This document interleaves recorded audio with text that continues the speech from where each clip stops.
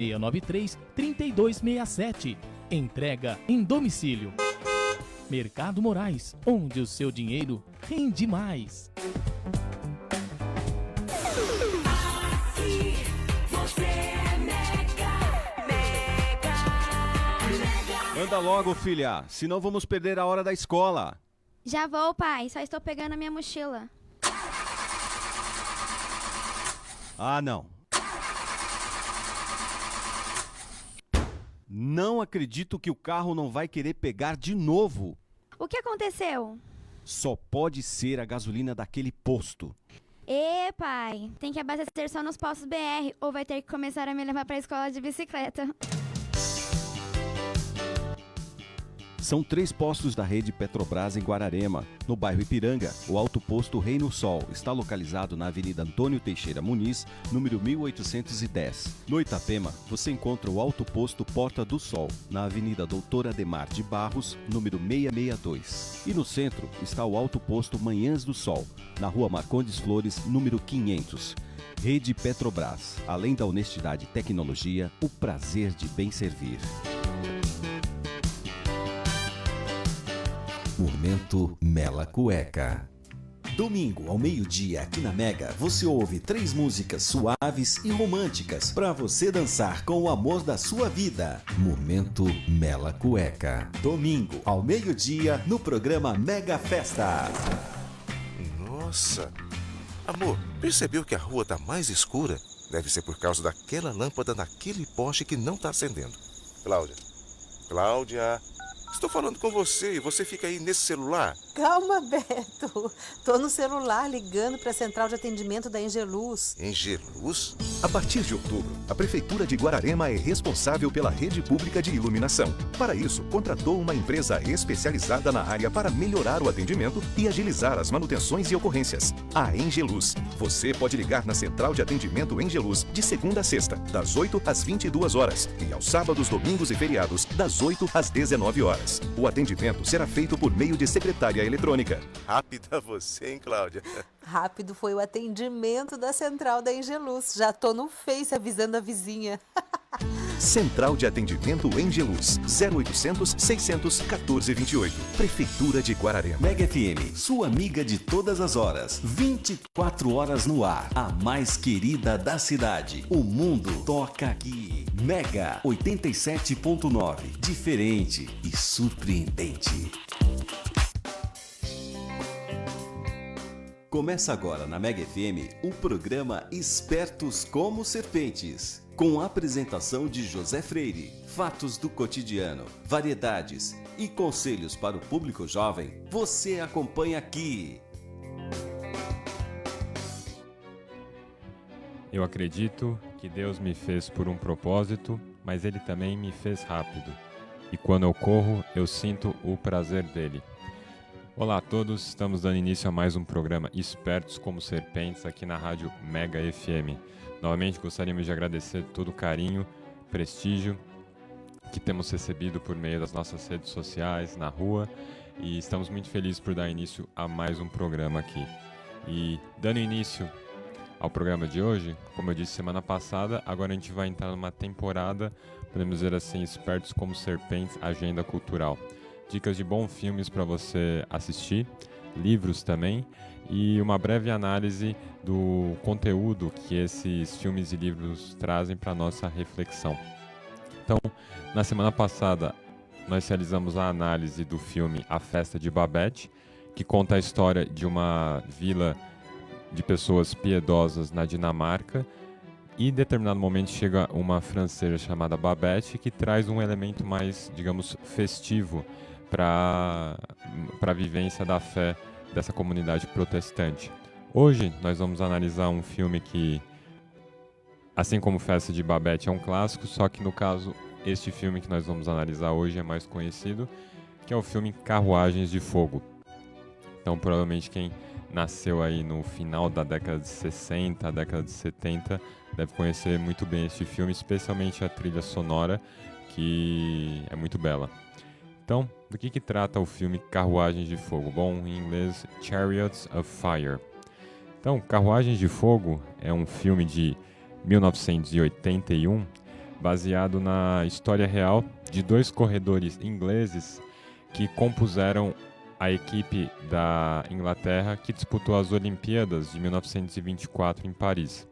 O nome dos 2 corredores, o nome verídico, é Eric Liddell, que é um devoto cristão escocês, e Harold Abrahams, um judeu que enfrenta os desafios de viver num ambiente antissemita na Inglaterra no início do século XX. E o fato do Eric Liddell ser cristão e o Harold Abrahams judeu é muito importante por conta da maneira como a história vai se desenrolando. Então, algumas informações de caráter técnico do filme e em termos de premiação. O Carruagem de Fogo foi indicado para 7 prêmios da Academia e acabou vencendo 4, incluindo melhor fotografia e melhor roteiro original. Então, vamos abordar agora propriamente o conteúdo do filme, o que ele tem a nos ensinar. Então, todo o filme se centra na história do Eric Liddell e do Harold Abrahams.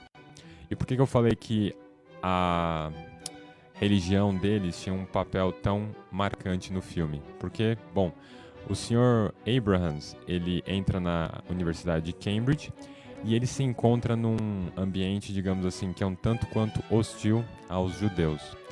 Então, ele enxerga o quê? Ele enxerga a corrida, a possibilidade dele se tornar um grande corredor, como uma forma dele se inserir na sociedade inglesa na década de 20.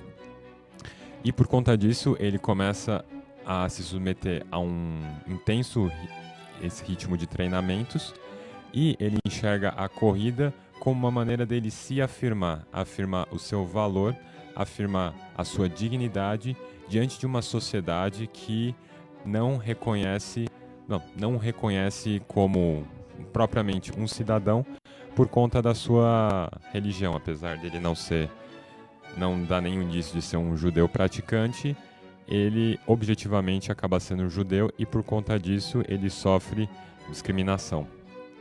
Paralelamente a essa história, acontece a história também verídica do Sr. Eric Liddell. Então, Eric Liddell, ele é um escocês que na verdade nasceu na China, porque os pais dele, escoceses, passaram um bom tempo fazendo trabalho missionário na China. Ele retorna em determinado momento para a Escócia e, perto das Olimpíadas de 1924, ele também é selecionado para compor o time de corredores ingleses que vai representar a Inglaterra nos Jogos Olímpicos. E o Eric Liddell, ele tem uma irmã, que também é uma pessoa muito piedosa, e a irmã não vê com bons olhos o fato dele se engajar de maneira tão assídua na prática esportiva. E ela está constantemente tentando dissuadi-lo de participar dos Jogos Olímpicos, e em determinado momento ele tem um diálogo com ela que acaba sendo muito marcante.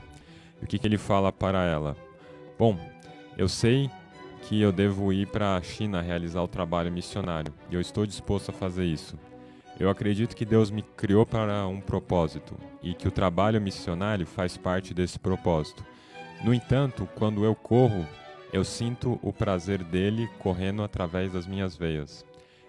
E eu gostaria de dar glória a Deus por meio da corrida. Essa é uma coisa que a irmã acaba não entendendo muito bem, e nós mesmos, quando nos deparamos com esse tipo de fala por parte do Eric Liddell, nós também não entendemos muito bem qual que seria a relação entre você correr e dar glória a Deus. Em geral, quando nós pensamos em dar glória a Deus, nós estamos falando de algum tipo de culto de caráter religioso que acontece num espaço físico determinado. Não é intuitivo para a gente pensar em dar glória a Deus correndo ou realizando algum tipo de atividade de caráter profano no sentido técnico dessa palavra. Agora, no decorrer do filme, o Eric Liddell ele vai para as Olimpíadas e ele tem que enfrentar uma controvérsia que deixa a consciência dele um pouco perturbada. Então, a denominação cristã que ele segue tem uma visão, digamos assim, bem rígida do antigo preceito sabático dos judeus de abstinência do trabalho aos sábados. No caso, ele sendo cristão, o sábado acabou sendo substituído pelo domingo. E a prova na qual ele tem mais chance de ganhar a medalha, a prova de 100 metros rasos, aconteceria no domingo.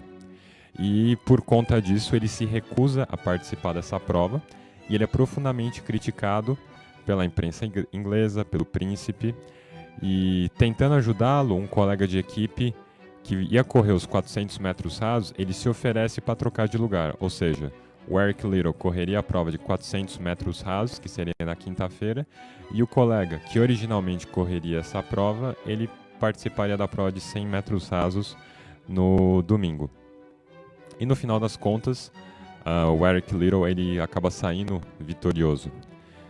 E, em síntese, essa acaba sendo a história do filme.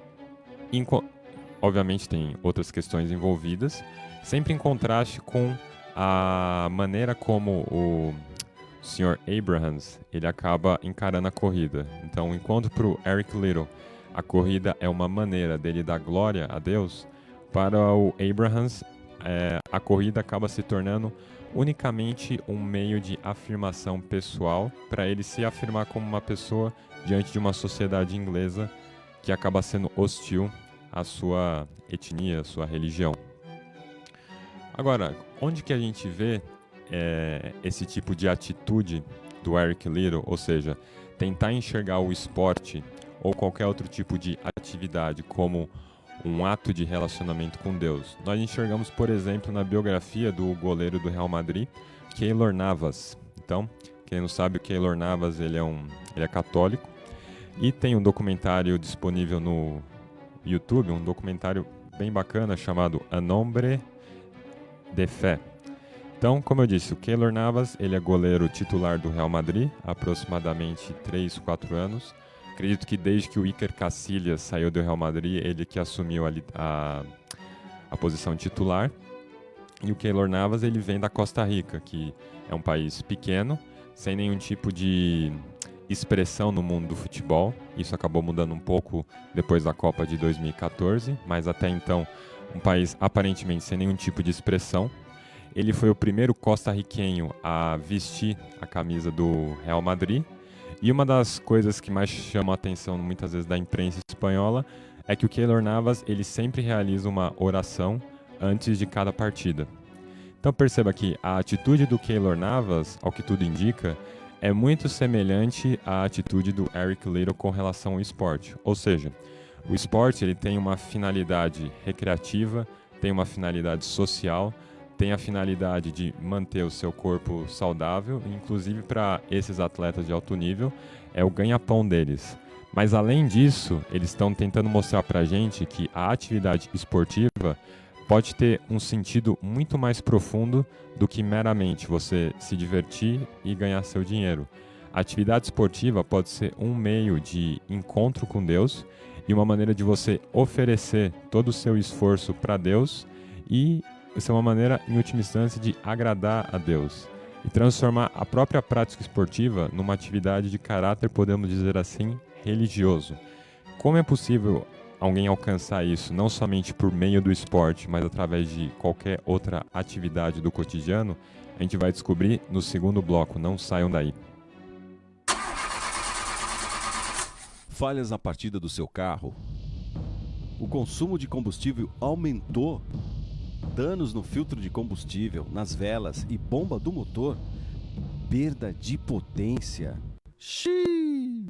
Acho que está na hora de abastecer em um local de confiança, hein? Vá até os postos da rede Petrobras em Guararema. Neles, você encontra combustível com qualidade garantida, além da maior linha de óleos, filtros e aditivos da cidade. E pode confiar, lá não entra gasolina formulada. São 3 postos de confiança na cidade. No bairro Ipiranga, o Alto Posto Reino Sol está localizado na Avenida Antônio Teixeira Muniz, número 1810. No Itapema, você encontra o Alto Posto Porta do Sol, na Avenida Doutor Ademar de Barros, número 662. E no centro está o Alto Posto Manhãs do Sol, Rua Marcondes Flores, número 500. Rede Petrobras. Além da honestidade e tecnologia, o prazer em bem servir. Mega 879. Música boa, informação e bom humor. Você pode ouvir no mesmo programa. Mega Festa, domingo às 10 da manhã, ao vivo. Vem pra festa! Mega, diferente e surpreendente. Mega 87,9. Inverno Mega FM. O inverno mais quente. Então, estamos de volta aqui. No primeiro bloco nós analisamos então a história do filme Carruagem de Fogo, que em síntese consiste no contraste entre a atitude do Eric Liddell e do Harold Abrahams com relação à corrida. Enquanto o Harold Abrahams vê a corrida como uma maneira, como um meio de afirmação social, o Eric Liddell, por sua vez, ele vê a corrida como um meio de você oferecer glória para Deus. E nós também vimos que a figura atual do Keylor Navas parece estar, de alguma maneira, conectada a essa noção do Eric Liddell de enxergar o esporte como uma maneira de aprimorar o seu relacionamento com Deus. Agora, isso parece muito bonito, muito poético, mas o ponto é sempre o seguinte: esse negócio existe na realidade ou é só uma historieta bonita que a gente conta para exaltar determinadas figuras? Eu acredito que existe um fundamento teológico e moral sério para que nós possamos enxergar não somente o esporte, mas qualquer atividade humana digna de ser realizada como uma maneira de estabelecer um diálogo cotidiano constante com Deus. E para a gente entender isso, a gente tem que entender um pouco do conceito de sacerdócio. Então, quando a gente fala de sacerdote, nós imaginamos talvez uma pessoa com uma túnica oferecendo sacrifícios de animais, de bodes, de plantas. A gente pode pensar também na figura do padre na Igreja Católica. Mas o conceito de sacerdócio ele acaba sendo mais amplo. Então, qual que é o fundamento para a gente falar de sacerdócio? Então, se nós formos analisar o livro de Gênesis, no capítulo 2, versículo 15, ele fala que Deus plantou um jardim e colocou Adão para cultivá-lo e guardá-lo. Então, se a gente for tentar trazer isso para o nosso cotidiano, qual era a função de Adão? Adão é um tipo de caseiro do Jardim do Éden. Quando nós temos um sítio, a gente contrata um caseiro, o que a gente espera desse caseiro? Que ele tome conta do sítio, que ele se comporte de determinada maneira, que ele, no final das contas, preserve e, se possível, faça com que o sítio se torne cada vez melhor. E essa foi a intenção de Deus e era a função que deveria ter sido realizada por Adão. O problema é que no meio tempo ocorreu um negócio chamado pecado original, que seria o primeiro ato de rebeldia do homem contra Deus, cujos efeitos nós sofremos até hoje, com guerras, doenças, mudanças de temperatura abruptas que faz que absolutamente todo mundo fique doente. Então, desde coisas bem pequenas até guerras, a gente consegue enxergar as consequências disso. E a ideia de sacerdócio parece ter sido deixada um pouco de lado. Quando que, digamos assim, o sacerdócio como uma função, podemos dizer, institucionalizada, passa a ter relevância novamente? Quando, durante a libertação de Israel da escravidão do Egito, Deus estabelece a tribo de Levi como aquela tribo responsável pelos trabalhos sacerdotais do povo de Israel. Em essência, o que faz um sacerdote? Um sacerdote ele é um tipo de mediador entre Deus e os homens. E a função do sacerdote é administrar os sacrifícios que uma comunidade oferece para Deus. Então, esses sacrifícios eles já assumiram diferentes formas ao decorrer da história. Você teve sacrifício de animais, sacrifícios de plantas, inclusive sacrifícios humanos. Qual que era, digamos assim, o sacrifício por excelência durante a história do povo de Deus? Bom, você teve vários tipos de sacrifícios, mas o sacrifício que mais chama atenção é o sacrifício que, na época de Jesus, aproximadamente, era realizado pela manhã. Então, o que acontecia pela manhã? Você tinha os levitas, que se a gente puder aproximar ao que a gente tem hoje, seriam os sacerdotes do povo judeu. E os levitas eram responsáveis por oferecer o primeiro sacrifício da manhã. E o primeiro sacrifício era o quê? Era de um cordeiro. Mas tinha que ser um cordeiro jovem e perfeito. Ou seja, você pegava o melhor cordeiro que estava à sua disposição e é isso que você oferecia para Deus. Por quê?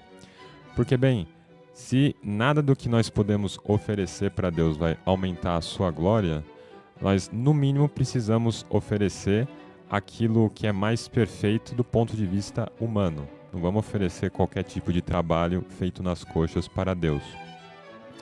E como que essa ideia de sacerdócio faz com que nós possamos entender essa relação do Eric Liddell e do Keylor Navas com o esporte? Porque Deus sendo Deus, não existe contradição nele e ele é um ser perfeito. Logo, seus mandamentos, sua maneira de agir, permanece a mesma, seja isso há 4.000 anos ou atualmente. Então, existe uma vocação sacerdotal a todo o homem, ou seja, independentemente da cultura e da época, Adão e Eva, sendo a ancestralidade comum a todo o gênero humano, receberam uma vocação que nem mesmo o pecado original foi capaz de apagar. Então, todas as pessoas hoje têm a possibilidade de se tornarem sacerdotes. E na prática, o que significa ser um sacerdote no século XXI, marcado pela velocidade, tecnologia, cidades gigantescas? Bom, o conceito permanece o mesmo. Sacerdote é aquele que é um mediador entre Deus e os homens, ou seja, é aquele que oferece algum tipo de sacrifício. Quando nós pensamos em sacrifício, a gente está normalmente associando isso com dor. Mas não necessariamente. Quando nós falamos em sacrifício, é algo, um dom, um bem que é oferecido para Deus.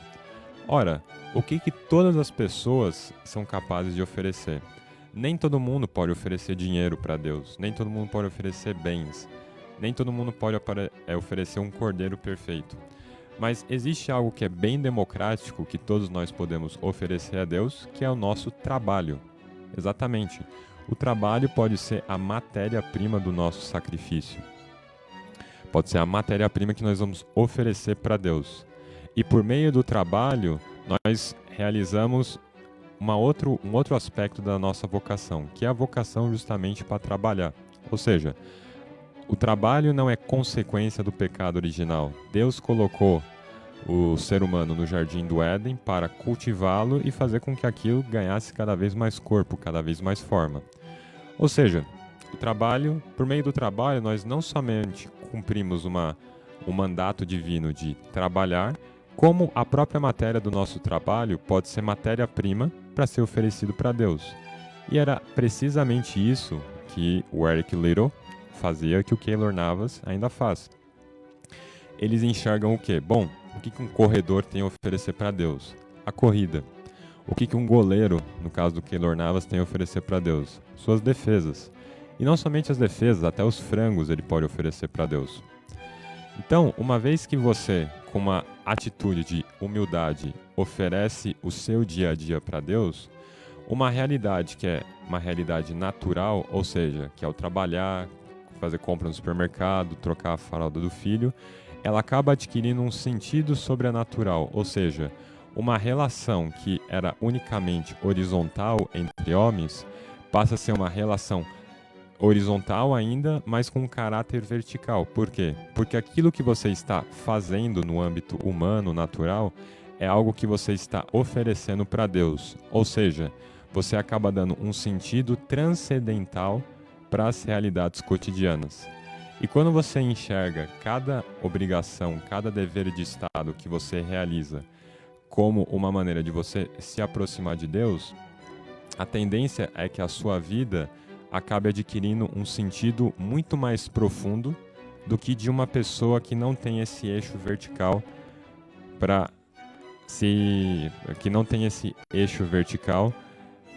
na dinâmica do seu cotidiano. Beleza, isso parece muito bonito, mas como que eu faço isso propriamente? Bom, uma das práticas presentes em várias tradições espirituais é você começar o dia com o que se chama oferecimento de obras, ou seja, você se levanta da cama, Primeira coisa que você faz, você fica de joelho diante da sua cama e faz algum tipo de oração em que você dedica todos os seus trabalhos daquele dia para Deus. E não somente os trabalhos, dedicar o seu lazer também para Deus. Dedicar as suas dúvidas, as suas inquietações. Tudo você vai oferecer para Deus. E a ideia é que durante o dia você pode fazer o quê? Você pode ir renovando esse tipo de oferecimento de obras para não se esquecer do fundamento das suas ações. Ou seja, a finalidade de uma ação altera a própria natureza do ato. O que eu quero dizer com isso? Você pode ter duas pessoas que trabalham numa mesma empresa. Vamos supor que elas trabalham lado a lado, numa baia. A primeira pessoa, o João, ele quer trabalhar porque ele quer ganhar dinheiro para ir na balada no final de semana. Não estou falando que isso é uma finalidade má, mas o Pedro, por outro lado, ele tem uma família. E ele precisa do salário para sustentar a família. Perceba que, sob esse aspecto, quem que está trabalhando por uma motivação mais nobre e elevada? O Pedro, não o João. Novamente, não que ir para a balada ao domingo, não que ir para a balada necessariamente seja algo mal, mas não tem a mesma dignidade do que alguém que trabalha para sua família, para sustentar a sua família. Ora, se a gente quer dar um sentido elevado para todo o nosso cotidiano, o que a gente tem que fazer? Oferecer absolutamente tudo o que a gente faz, inclusive nossas refeições, o ato de dormir, para Deus. Por quê? Porque a partir desse momento, todo o nosso dia a dia, toda a nossa vida vai adquirir um caráter o quê? Sobrenatural, um caráter muito maior. Quando questionado sobre a dificuldade de sair de um país sem expressão no futebol, a Costa Rica, o Keylor Navas fala sobre essas dificuldades. Quando a fé é parte da jornada, a distância é somente parte do caminho. Ou seja, aquela pessoa que dá um sentido profundo para o seu cotidiano é aquela pessoa que tem mais força para lidar com as dificuldades. E quais são as dificuldades com as quais nós lidamos no nosso cotidiano? Bom, para quem trabalha em grandes cidades, até cidades de médio porte, o trânsito pode ser uma realidade caótica com a qual nós temos que lidar diariamente. Não somente o trânsito, pessoas esquentadas, mal educadas, sem a menor paciência. Então, por exemplo, em São Paulo, se você demora 1 segundo para atravessar um semáforo, você vai receber uma chuva de buzinas. Então perceba que a melhor maneira de a gente lidar com essas dificuldades cotidianas é tentando dar um sentido mais profundo para as finalidades das nossas ações. Ou seja, nós podemos fazer simplesmente como o Harold Abrahams, das Carruagens de Fogo. Eu vou fazer isso porque eu quero me afirmar aqui. Eu quero mostrar quem eu sou, a minha identidade. Isso tem algum valor em certa medida. Mas quem que foi a pessoa que conseguiu ir mais longe? Quem foi aquela pessoa que não somente ganhou, mas que colocou Deus em primeiro lugar a ponto de não participar numa prova no domingo? Foi o Eric Liddell. Ou seja, nós podemos ir mais longe do nosso cotidiano se nós tomarmos a decisão de oferecer absolutamente tudo aquilo que nós realizamos para Deus. E quando nós realizamos algo para Deus, nós vamos tomar muito mais cuidado no que a gente faz. A gente vai se assegurar que o trabalho vai sair da melhor maneira possível, tendo em vista as nossas limitações humanas. E uma crítica que alguém pode fazer é o seguinte: bom, olha, Deus é Deus. O que eu vou poder oferecer que vai acrescentar a glória dele? Eu não sei muito bem como cozinhar, como criar meu filho, como programar um site. Então eu não deveria nem tentar fazer isso. Tem um conselho muito bacana dado por esse autor, Scott Hahn, que eu li nesse livro Sinais de Vida, da editora Quadrante.